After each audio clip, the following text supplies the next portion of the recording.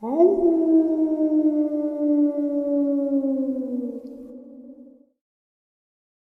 salutations, everyone. I hope everyone is doing well, and welcome to today's upload. I've got some very terrifying and informative information and experiences I want to share with you all.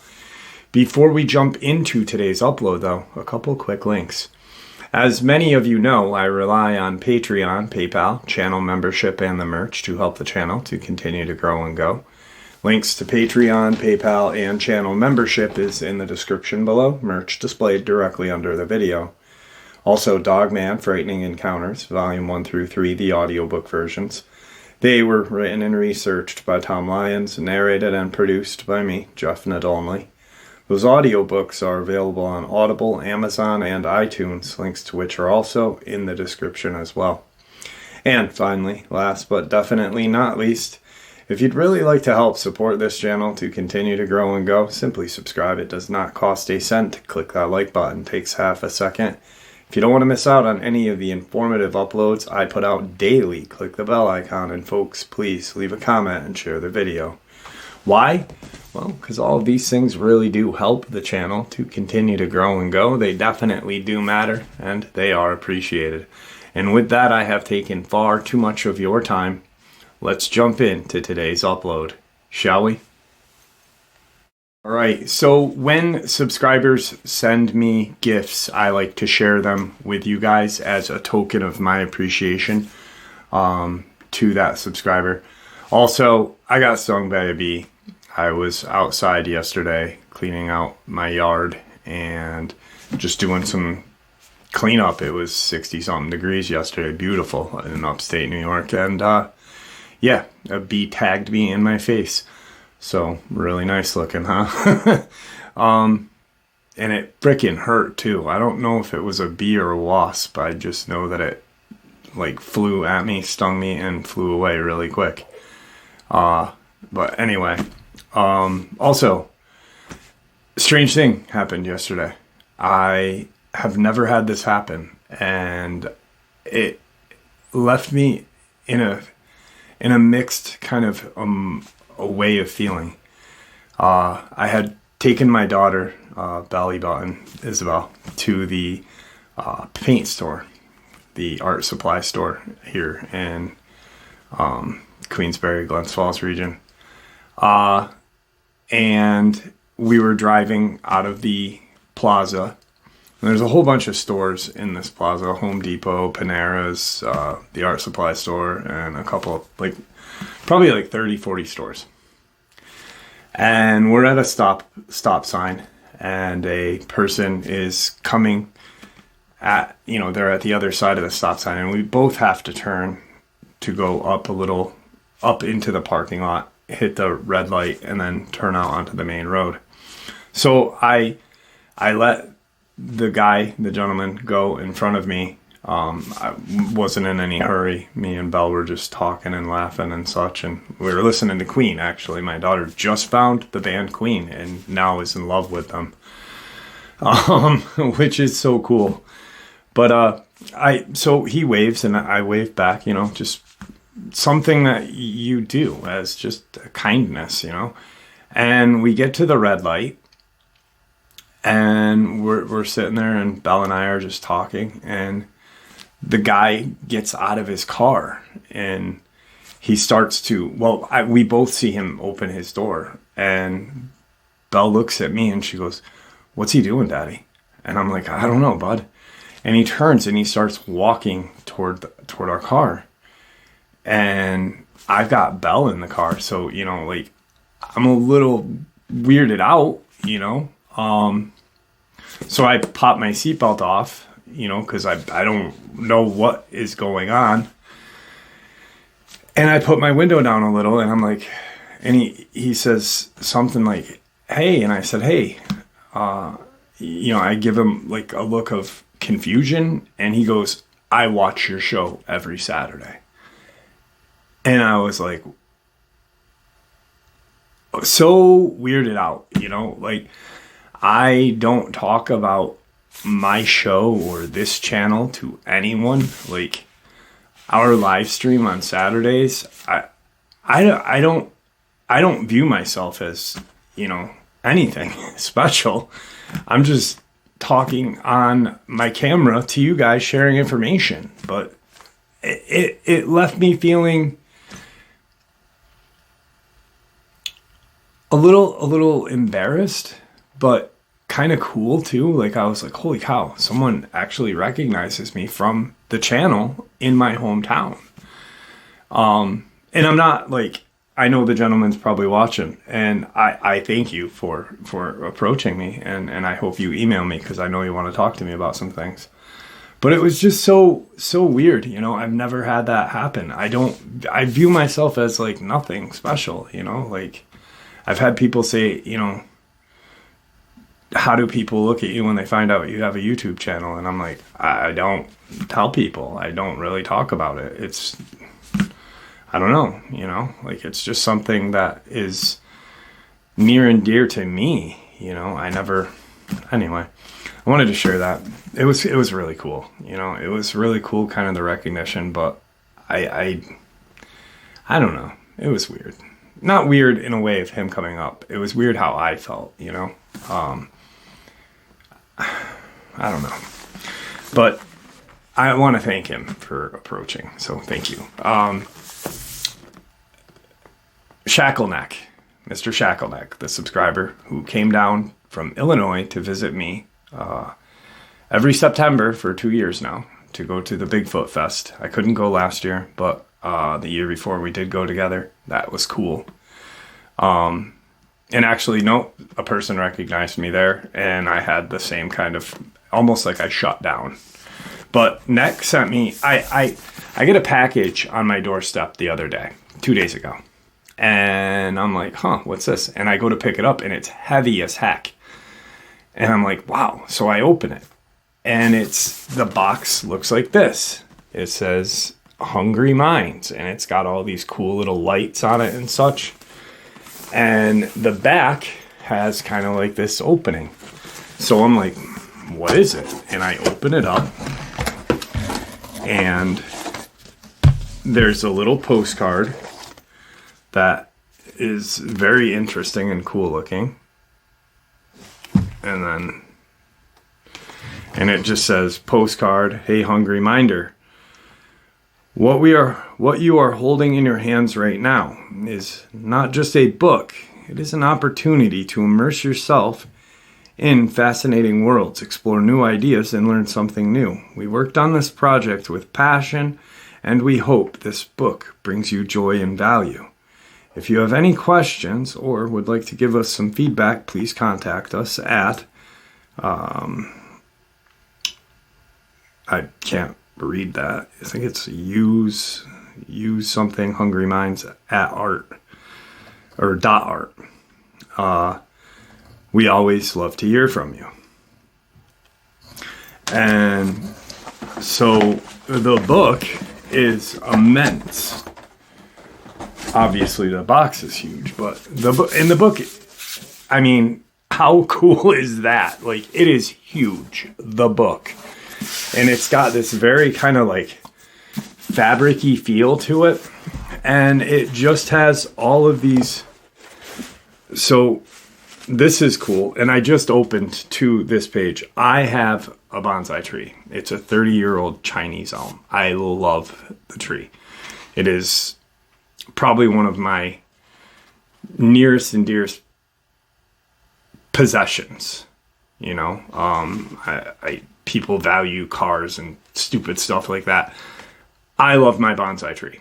Every morning I wake up, I bring it outside, I water it, and then periodically through the day I water it, and then at night I bring it in. Winter I let it kind of hibernate and take care of it. I prune it at least 7-8 times a year. But I just opened to this page, and it's bonsai and ikebani. Now, ikebani is Japanese flower arranging. But it's got like, really cool, like an alarm clock.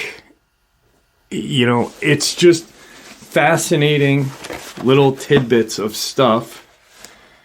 Poetry. Human you know, breathing. It's just a bunch of fascinating, like, dice. Really cool. And Neck, thank you. I truly appreciate this. I really value this book, and he knows how much I value books, because I really think that books are probably one of the coolest gifts I could get. So thank you so much, Mr. Shackleneck. Let's get into today's upload. All right, so when I started this channel, I had my own Dogman experience, a couple paranormal experiences, and I just wanted to share experiences. I read a lot about different encounters and different stuff. I really kind of was at that point like an armchair researcher, where I just read encounters, listened to other people's encounters, and came up with ideas. And then as the channel started to grow and I started to grow, I started to do my own research. I started to look into the Tom Mezek case. And that was brought to us, brought to the world's eye by David Paulides and his 411 books. And he really brought that to the forefront of everybody. Now, I am fascinated with a lot of the 411s, but I am especially fascinated with the Tom Mezek case because it takes place in my hometown, right where I live. I live in the foothills of the Adirondacks, and, you know, he disappeared November 15th, 2015. Ironically enough, that's my daughter's birthday. Just strange, you know.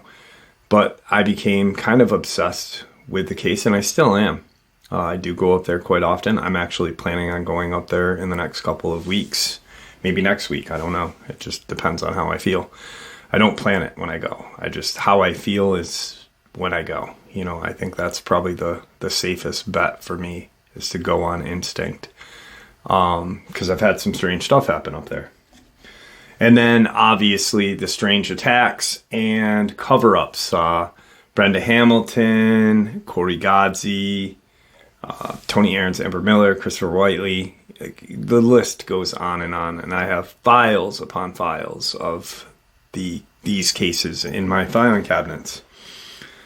So then I started to expand my kind of research. I bought some paranormal equipment. Belle and I went to the Conjuring house. Then I started to become enlightened. Dark waters helped me find my way back to Jesus Christ. I was raised Roman Catholic and spiritually Native American. I have family that lives in Hogansburg, which is the Akwesasne Reservation in northern New York, just outside of Messina, New York, which it goes into Hogansburg and then right into Canada. So I had a lot of faith in kind of the great spirit, the one being, which I do still. I believe that there is only one power bigger than us, but Jesus is the Son of God, the Son of that power. So when that happened, that brought me in to start to think about the biblical connections and such. And then I found, because of a subscriber, Liz Sisney, I discovered Stephen Quayle, Tom Horn, and this is 4 or 5 years ago. I knew who they were, but I didn't know to the extent of who they were. And then she sent me a couple books, and I was like, whoa! Brakes hit. And I was like, this is like a major puzzle piece, and it shows me how connected everything is. So then what I started to do is I started to look at everything I could to try to put these puzzle pieces together. What I'm going to share with you today is something so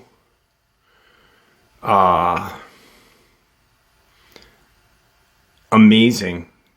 I remember when I got these files, I got a strange email, and I got a request for my address, and this person said they had some information they wanted to share with me, and they sent me memory stick or whatever they're called, and so when it came, I was hesitant about putting it into any of my computers, but I did. I had an old computer that I had not connected to anything, and I popped it in and I opened it, and I was like, oh my God.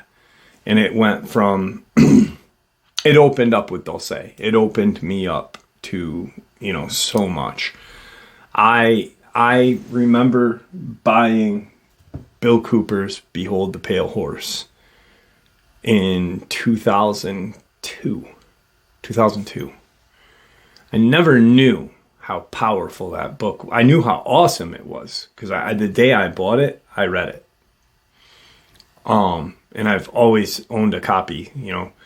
It's probably been stolen from me twice, maybe two or three times. I have 2 copies now because I refuse to not have one. I didn't realize how powerful that book was. And then as I grew, I started to realize, wow, this is a wealth of information. This book everyone should have in their library of books. Or if not, everyone should at least read this book. Because it is truly eye-opening. So this flash drive, it hits me with Dulce first, and then there's just a flood of information. Reptilian case files, different stuff on Nephilim, different stuff on the Draconians, just a whole slew of stuff. And as years go by, it's been 8 years since I started this channel. 8 years on March 24th. And it's unbelievable. But so much has happened, and I've learned so much from you guys, from reading and researching, from experiencing. I never would have guessed the connections that I'm going to share with you right now. First and foremost, in the book Skinwalker at the Pentagon, it talks about the research of the Nimitz Tic Tacs and how Axelrod and the other researchers all researched these files, went to Skinwalker Ranch, came home, had Dogman experiences outside of their home, had shadow people, shadow figures in their home, orbs in their home. And to make that connection to shadow person, Dogman, orbs, yes, orbs and Dogman, orbs and Bigfoot. But then we're talking about an inside shadow figure with a Dogman? How is that connection? It's because it's all connected. Everything is. The Reptilian Draconians, the Dogman, the / werewolves, the smarter version of Dogman, kind of a mixture between a Dogman and a Bigfoot. People have asked to explain the difference. One has hocked legs, the Dogman. Dogman has a long snout. Dogman has a tail. Dogman is very, very violent. Werewolf, very violent, very intelligent. Much more intelligent than the Dogman. Much stronger. Human-like legs. Very short muzzle. No tail. Almost what Danny Van Drimedy describes in Them and Us. What a Cro-Magnon looked like. Or Neanderthal, excuse me. Which when I read that, I was like, whoa, I'm reading about a werewolf, essentially. So it all made a lot of sense. And I shared it with you guys, you know. And then a couple of days ago, I opened that flash drive and I started to scan through it. And it's literally like a terabyte of information. It's just packed full of, there's stuff that I have not read in this. And I hadn't read this. And it is very, very terrifying. The Draconian Menace. Are you afraid of reptiles? Almost everyone is afraid of some species of reptile. One may wonder why this is. Some people will comment in agreement with this that naturally one is uncomfortable with them on the basis of their appearance. But is this really a justifiable reason?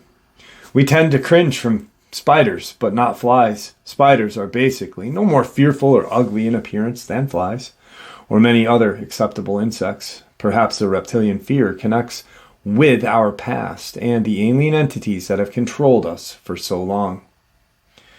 Notice the extent to which serpents are used by us as symbols. For example, the Medical Association logos consisting of two coiled serpents, referred to as the caduceus, and the dragons of royalty emblems, imperial and royal court of the dragon sovereignty. Not to mention the alignment of many ancient monuments with the Draco/dragon constellation. The Kundalini energy at the base of the spine, described as a coiled serpent ready to strike and rising up the spine in a snake-like manner, aligned chakras and enlightenment and activation of the 12-strand DNA. The Mayan calendar, based on a ratio of 13 to 20. Serpent fangs regrow every 20 days, and there are 13 scales to a side in the diamond pattern of interlocking squares on the serpent. The calendar aids the awakening serpent in this archetype guide for transmutation and demonstrates that the future creates the presence. As the furthering point, channeling has indicated that our blood would be green if we didn't utilize oxygen, say nitrogen instead, as some ETs do. Thus, the skin would be greenish, resembling the reptilian color. Once upon a time, about 1 million years ago, actually, planet Earth was invaded by the Draconian. Yeah, it's spelled right, Drakon. But you're right, it does relate to dragons, and presumably the origin of the term dragon. More specifically, Atlantis was menaced by the Draconian, and yes, there is little doubt that Atlantis was real, a large continent in the Atlantic Ocean. The Draconian came from reptilian extraterrestrials far within the galaxy and are now higher dimensional, not within our frequency spectrum. The original ancient race consists of highly intelligent, benevolent beings, which are now said to be located in Harmonic Universe 3. We are in Universe 1. We can think of these universes as layers, that is, tiered, but connected by portals like black holes or wormholes. Now, as appears to be fairly common amongst many races, a digressive strain developed within civilization.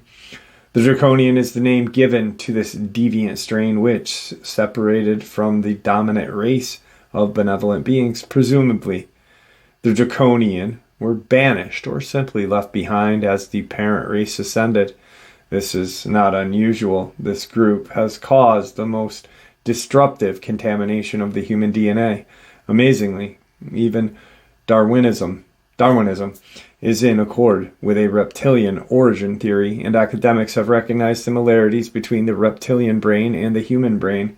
The R complex component in the brain functions to give dinosaur-type traits, aggressive behavior, territorial-oriented, and the need for social hierarchies.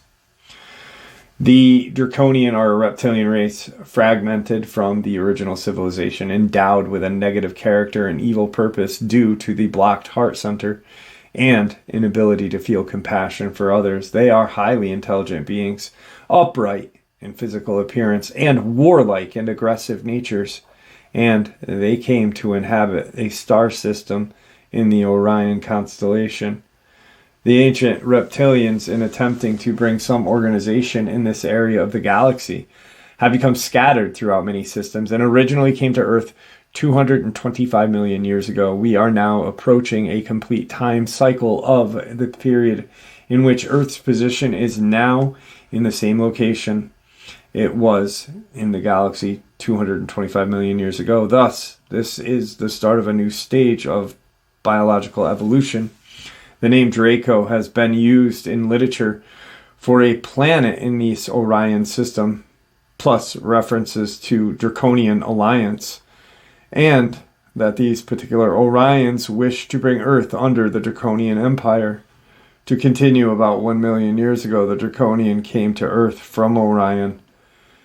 They were expert geneticists and scientists and experimented with the human genetic codes, creating hybrids. These hybrids were known as Dracos, combination of human and Draconian traits, achieved by contamination of the human genetic. The Dracos considered Earth their birthright and have been manipulating this planet to a large degree for over 500,000 years from underground. The Draconians, or Dracos, are tall, around 7 feet, with human-looking bodies, but with scales and reptilian faces. In addition to facial appearance, they also resemble the Draconian in temperament. Moreover, the overall appearance is more lizard-like than dragon. The reptilian races are also called Lizzies. Really quick, this is important because some people may misinterpret what I'm saying or what this is saying. They in no shape or form are saying that the Dracos came to Earth and created human. What they're saying is humans were on Earth, created by God, and these creatures came to Earth and genetically modified and messed with our genetics. What does that sound like? Fallen angels. We know from the book of Enoch, the book of giants, that these fallen angels came down and bred with the women of man, daughters of man, and created the Nephilim. They also were experimenting. They had genetic labs, supposedly. They created other chimera and such, resulting in creatures such as the Dogman, such as Bigfoot,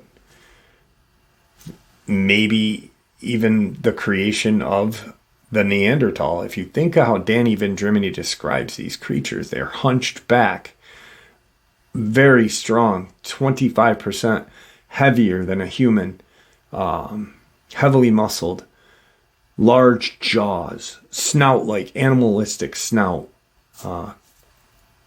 glowing eyes, sharp, powerful teeth and jaws, and hairy. That's a monster. That's not just the description of Neanderthal. That's a freaking monster.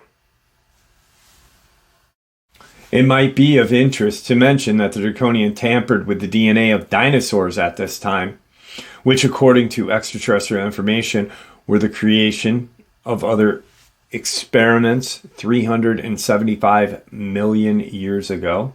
Maybe that's why the Catholic religion didn't acknowledge dinosaurs for so long. It's kind of weird, you know? Like, there's a reason to things, if you think about it. And once again, this is just information I'm sharing with you. Note that most of the Draconian information here is obtained from Extraordinary Books, Voyagers, Volume 1 and 2 by Anna Hayes, transmitted from the Guardian Alliance. Anna Hayes material is not channeled. The result of these new experiments by the Draconian on a genetic code of these dinosaurs, into which their own genes were spliced with traits of aggressive nature, was the creation of a carnivorous dinosaur, for example, Tyrannosaurus rex. These fearsome monsters, referred to as Draconian monitors, were used to subdue and control the other creatures on Earth. For many of us interested in the information connected to Satanic and Draco, possessed a genetic configuration known as 666, a mutation imposed by the Elohim, advanced beings from a higher universe and dimension, on certain species to prevent interbreeding. The 666 refers to disabling of the sixth overtone in each of strand 1, 5, and 6. That is 3 sixes, which we'll get into that shortly, with the 12 strand DNA. Now the Draconian and the hybrid Dracos are created. Now the Draconian and the hybrid Dracos also created Chupacabra and other creatures such as Dogman, Bigfoot, and for some, we'll have read about in magazines and foreign newspapers with claims of dinosaur-type appearances in these small human-sized lizard creatures throughout the world, which we have. There's people in Africa that are saying they see creatures like the velociraptor. They were only like maybe 2 feet tall tops. So Jurassic Park got it completely wrong. They made them like bigger than they were, but still they were terrifying. If you think a 2 foot tall little monster with razor claws running at you like so fast, that's a monster.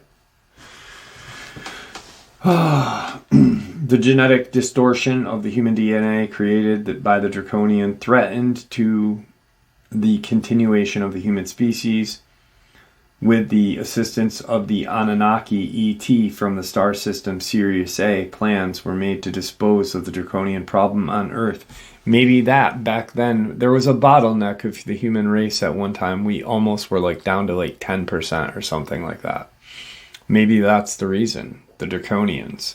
This is, once again, just information that I'm sharing with you and putting together ideas and theories that we have talked about on this channel many times before.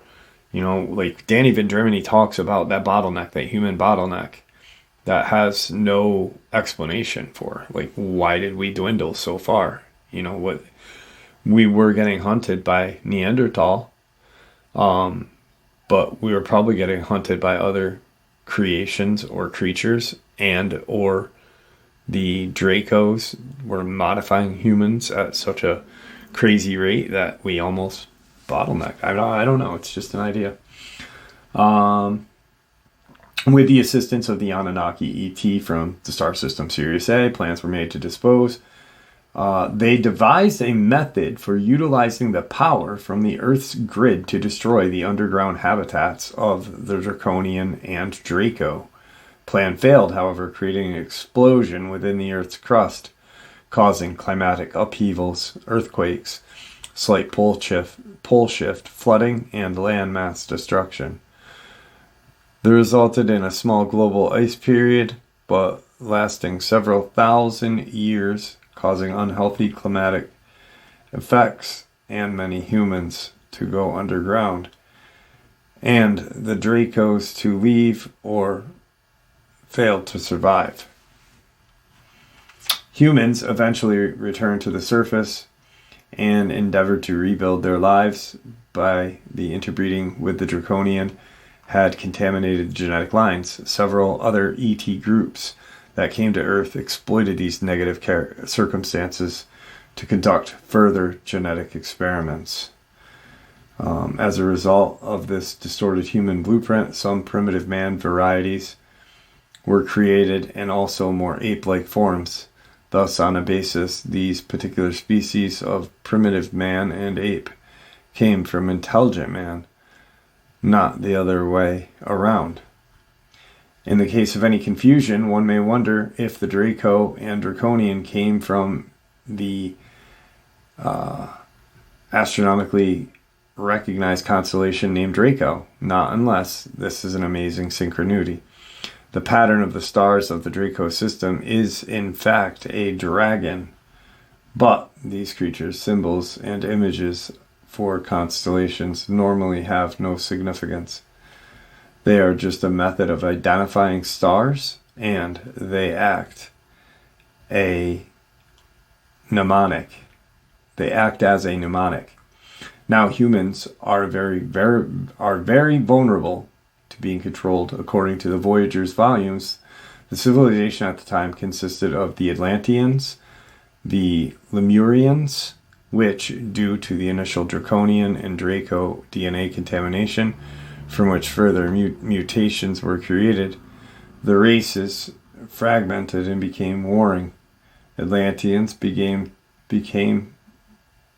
to disregard the law of one. At this point, the Anunnaki, a race with reptilian traits and friendly with the Dracos, came to Earth bringing a creed that was distortion of the law of one. Anunnaki created teachings would make them appear as God to humans, promoting easier submission. So essentially, what we already talk about, like these aliens came down, the Anunnaki came, they had all of this power, and primitive man was like, holy cow, we don't have that. These must be gods. The Atlanteans began to disregard the law of one. Their teachings were designed to disempower women and inhibit their resistance to the Anunnaki advances. The Anunnaki thus created a hybrid human Anunnaki, who was referred to as the Nephilim around 950,000 years ago. So, just in that little space, a couple of theories that I kicked out at you were kind of talked about right there. These, obviously, humans were not created by anything other than God. Boom. These fallen angels, described to us in the Book of Enoch and other Book of Giants and such, then did horrific experimentation, also bred with the daughters of man, created the Nephilim. I believe in the Book of Enoch, I know that some of these fallen angels are described to as reptilian looking, and in the Book of Giants as well. They talk about, so boom, there's the reptilian Nephilim connection. Reptilian, these Dracos started to create chupacabra-like creatures, Dogman, Bigfoot. So there's the connection right there. It was God created everything, and then these evil creatures either came from somewhere else via portals, which they mention, or some sort of spacecraft. I don't think so. I think that, of course, portals were... To me, I believe that portals were used. I think there are UFOs, obviously. But I believe in my own kind of thoughts and heart, believe that the mode of transportation would be portals. To me, I mean, it just makes more sense. Especially if these creatures are demonic.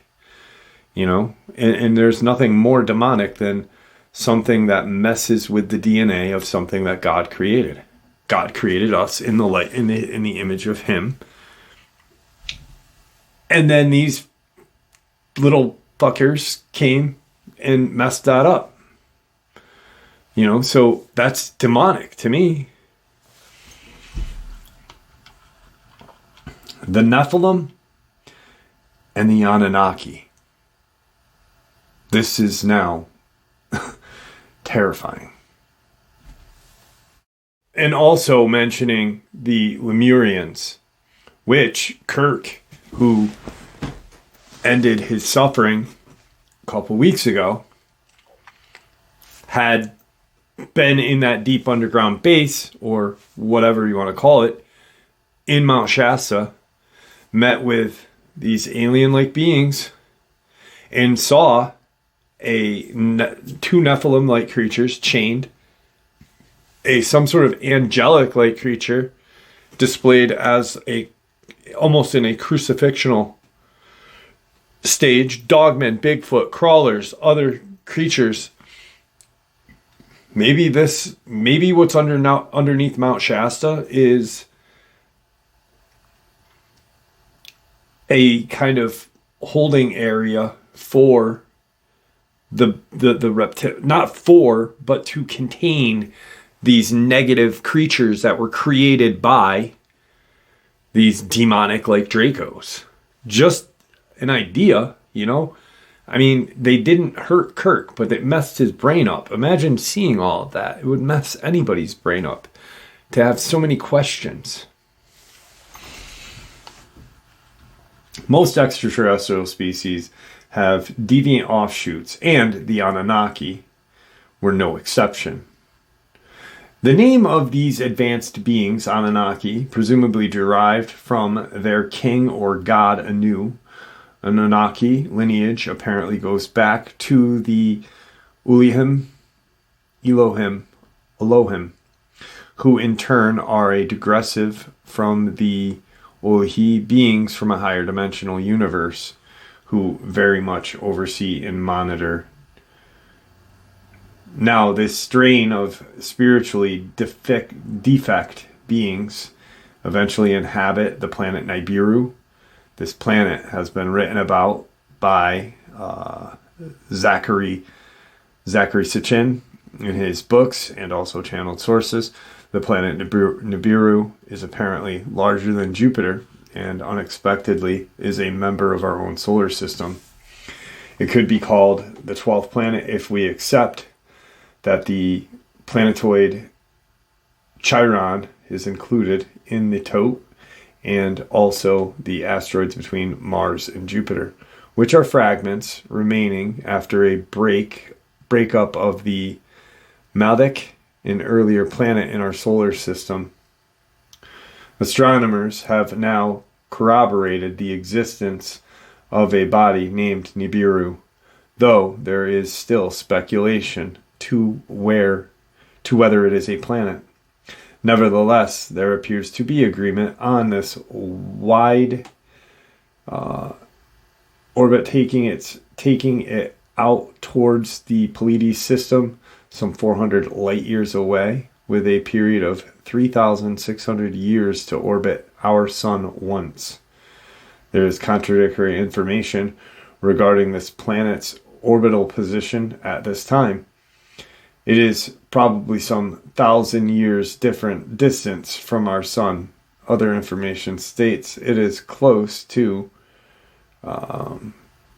penetrating the outer known orbit of our solar system, though further reports indicate this is some other body / comet. Energy-wise, the planet links our sun with the Sirius system. Nibiru used to be the outermost planet of the Sirius A, but is now the outer planet of our solar system. It was captured about 500,000 years ago, and Nibiru now links our sun with the Sirius system. This planet is inhabited by the Anunnaki, which will be a resistance group from the Sirius A, mentioned from higher frequencies. In addition to the name Anunnaki, it is designation Nibirians is used, the occasional name Nephilim. We shall see, however, Nephilim is the name given to the hybrid human / Anunnaki. Note that the Nephilim is referred to in the Bible as the gods who interbred with the daughters of man. We shall adhere to a more commonly used term, Anunnaki. These resistance Anunnaki are on favorable terms with the reptilian Dracos and have some common genetics. Thus, the Anunnaki are also of reptilian strain, but in addition, they are said to have metallic biology. They apparently thrive on nuclear radiation and did introduce uranium to our planet thousands of years ago. They think rather than feel, much as many humans do today. Thinking in a linear process is and combined with a lack of feeling will engender a predator race. So thinking in this linear process and combined with the lack of feeling will engender a predator race. People on Earth have served them well. They learned the science of alchemy when the Sirius A from the Pleiadians, enabling them to manipulate base metals into precious metals. With this alchemy and its knowledge of subtle vibrations, they are thought to be convert their metallic biology to become more flesh and blood while on Earth. Note the energy relationships of Nibiru, which is male, and Earth, which is female, and the not so surprising abuse of Earth, the typical theme of masculine energy dominating over female energy. So essentially what they are saying right here, this information is saying is quite possibly the fallen angels were the Anunnaki. I don't know that. I don't know, and we don't know. One, the Bible doesn't tell us. Two, I mean, this information is taken from the Book of Enoch, the Book of Giants, and other different books. We don't really know. We have no 100% guarantee of any information being true. The only thing that we have complete truth is, in my eyes, is what we see every day. I see life, so I know there's a God. And if there's a God, and there's a person, me and you, then there must have been Jesus. And he must have looked similar to us and walked on earth and died for our sins. But essentially these Anunnaki are the fallen angels. But I don't know. I'm kind of on the fence on that, because I always thought that these creatures, these fallen angels, were referred to as like reptilian-like creatures. Now, interestingly, I just thought about this. Was that creature that Kirk saw that was in that crucifixional state, but not actually crucified, just held suspended in that state, could that have been an Anunnaki captured by the Lemurians? Or a reptilian-like creature? Or a fallen angel? And that's why they had the Nephilim, the Dogman, the Bigfoot, the crawlers, and the other shit. It makes a little sense if you think about it. Maybe I'm completely wrong. I don't know. I just think it's pretty interesting. So here we go. Let us go back prior to the habitation of Nibiru by the Anunnaki. A group of Anunnaki visited Earth from Sirius A. Interbreeding took place between male Anunnaki and female human. Their electromagnetic energies, however, were incompatible, resulting in mutations and deformities. To digress for a moment here, we might mention that eventually these malformation entities were destroyed in the Great Flood. There it is, the biblical connection, right? Except for one physical type, which we discovered and named Neanderthal. There's the Danny Van Drimeny connection. How crazy is that? I've been saying, if you've been with the channel for a while now, you know that I've been saying that these Neanderthals are freaking monsters, The spiritual reason for this was to allow such a body with appropriate limitations and handicap to be used for souls to incarnate into, who required lessons that such an experience would fulfill. The Neanderthal existed concurrently with the advanced Atlanteans and humans. Now, at the time, cremation was the method of disposing of dead bodies, but some of these Neanderthal mutation hybrids who did not wish to mingle with the city group preferred a more rural existence, failed to continue this practice, resulting in the present-day discovery of Neanderthal, but not Atlanteans. The materials from the Guardians of Anne Hayes tapes states that the Neanderthal was a genetic combination of ape, human, and Anunnaki. It was a slave race created to mine gold for the Anunnaki. Holy shit. I don't know if you guys... I always thought that the Bigfoot was created by reptilians to mine gold. And then eventually, like, we became, not created, but we became abducted by the reptilians. And that's why we have such a fascination with gold right now. Because even as a child, if you think about it, even as a child, we knew gold was valuable. We knew diamonds were valuable. You know? And another thing that made me think about this is, why are we afraid of reptilians? Why are we afraid of reptiles? It is genetically in our systems to be afraid of them, to have a little fear of them. Just like we are afraid of the dark because humans were hunted by creatures in the dark. Why do so many cultures in so many different generations of humankind have similar creatures? You know, like Chinese depicts creatures like the Nephilim, Dogman, Bigfoot, crawler-like creatures. Mayan depictions, Native American depictions. It makes sense. So, I mean, that one sentence is just terrifying.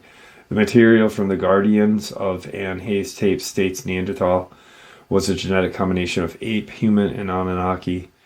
It was a race created to mine gold for the Anunnaki. As a result, returning to the breeding program, oh my God, and the formation of the Anunnaki-human hybrid around 950,000 years ago, they were successful and possessed greater intelligence than humans, but lacked in spirituality, giving rise to a heavily materialistically oriented society. These hybrids are the Nephilim, as indicated, pure Anunnaki, were also called Nephilim. That's interesting, because I've had conversations where people have said that the fallen angels were called Nephilim, but then the children are called, the children of the daughter of man and the fallen angels were called Nephilim. And I'm sure we've all heard both, you know. Like, I've had conversations with people on that exact topic, which...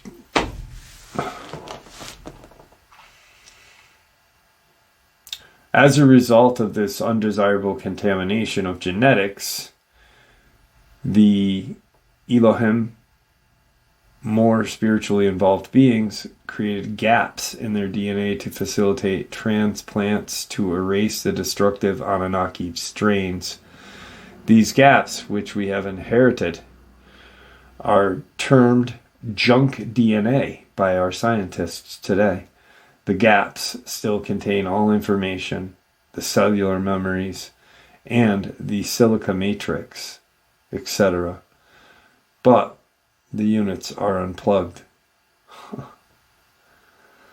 It's more important to understand that to tamper with a genetic code, it is not necessary to address each person individually. A gargantuan task. The DNA codes are also formatted within the Earth's grid system and can thus be reconfigured holistically and collectively at this level.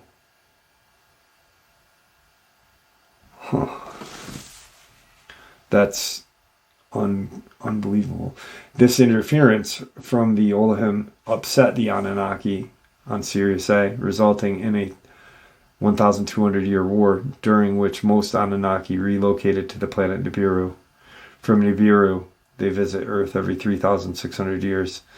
The period of their orbit from around the sun, the planet is within our solar system and significantly close to Earth for about 125 years, during which their technological compatibilities are significant to transverse the distance by spacecraft. This note is not very advanced form of propulsion, but is in keeping with the principle of symbiosis between technology and consciousness. If consciousness is not benevolent and successfully spiritual, advanced, it cannot create advanced harmonic propulsion systems to travel great distances rapidly.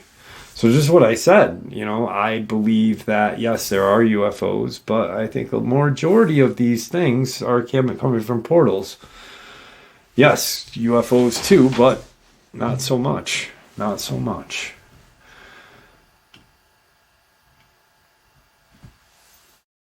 The Anunnaki were experts in the science of genetics and took great interest in DNA splicing of different species, including humans, creating human-animal mutations. The original intention was to upgrade the human race genetically, but the Anunnaki became carried away with curiosity to the extreme forms of creatures they could create. Now, amongst the more notable and successful of the mutations or monsters that were created were half man, half horse, the centaurs, half man, half dog, half man, half ape.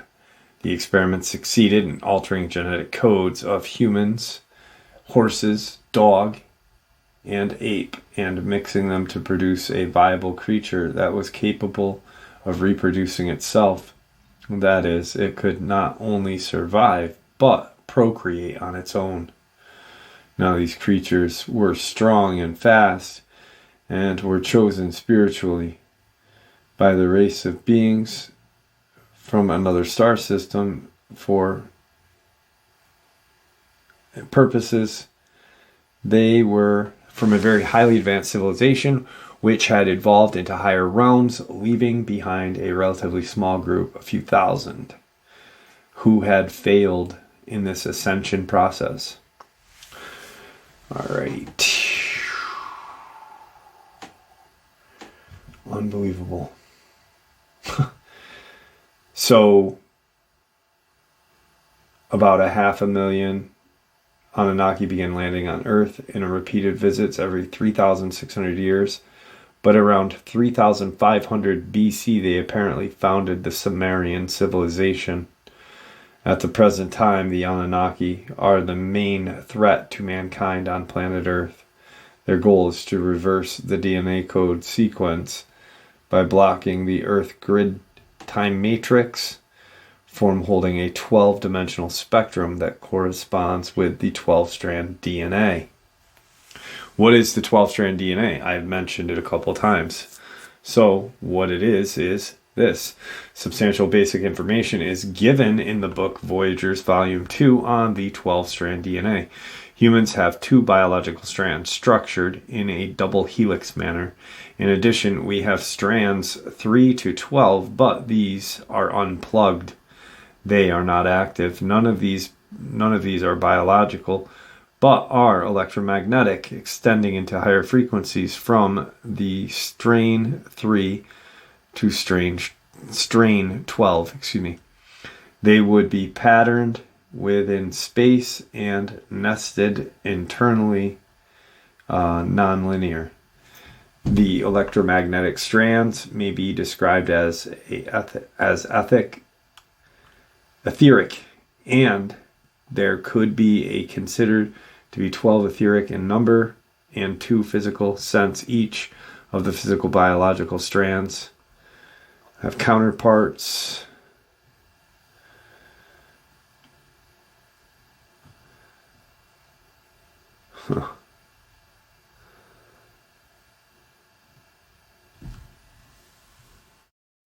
The Dracos are now behind much of the satanic rituals and widespread black magic, which have been on the increase for some time and is acknowledged in much literature, including government reports and books. Aleister Crowley, perfect example when I kind of give you guys a tour of the downstairs studio. I have the picture of the black magic. Aleister Crowley, obviously, he very evil man, summoned creatures that he didn't realize the danger he was playing with. I'm 100% sure of that. But he summoned a creature called Lamb.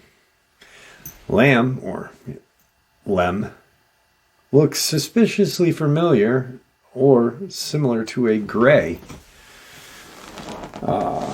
Draco can apparently infiltrate and manipulate the human race by either taking on a human form when it contains sufficient reptilian genetics and shape-shifting this form between human and Draco, or can detached being control a human body with the proportionate enough genes. Nevertheless, let us emphasize that the basic reptilian race is benevolent and, for example, they contributed toward the plan for human species on Earth. Not even if it did present challenges, they were present as the observers at this time. In fact, an anti-reptilian prejudice runs through our solar system. According to Anne Hayes' material, we can trace the Draco's lineage to the Seraphim, who digressed from the Seraphel, from the Sepharium ancestor. Both the bird and the reptilian lines developed and also made this particular contribution to the human DNA. MJ12, a secret group that liaisons with the aliens, was formed by Truman when he was in power, prior to the presidents knew of the alien situation. After the formation of MJ12, however, leaders were given information on a need-to-know basis, limited to the material.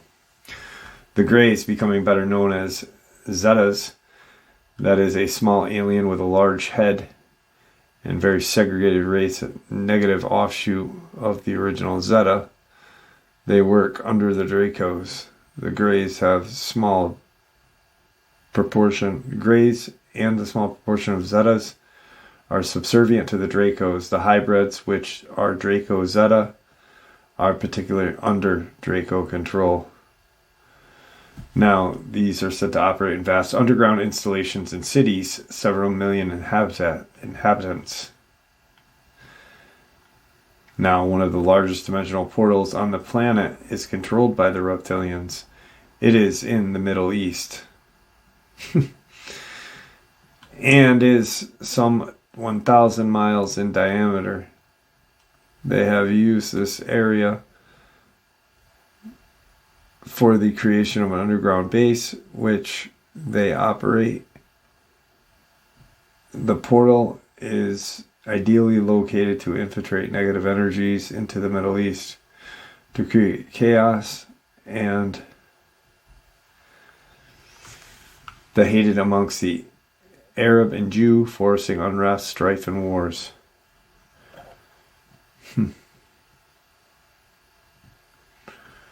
They proceed to terrorize the inhabitants of Lemura, which eventually extended to Atlantis. An attempt was made to free Earth from the Draco menace.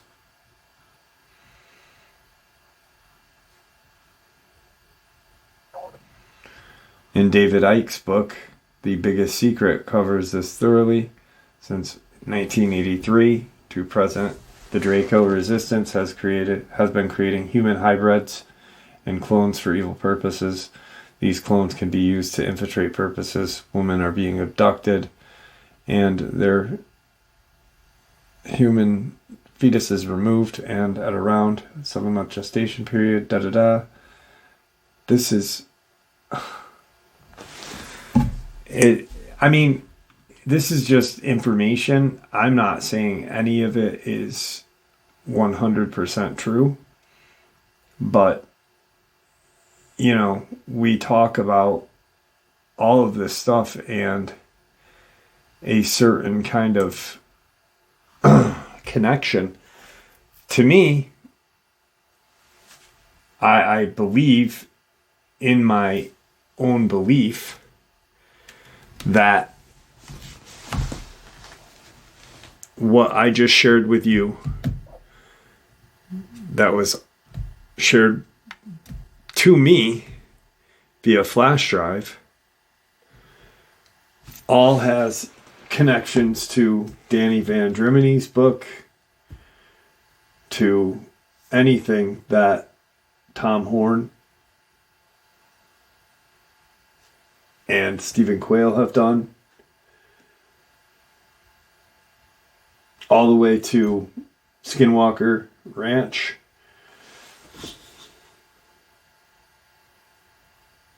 and any book on Dulce. Everything right there was just a whole.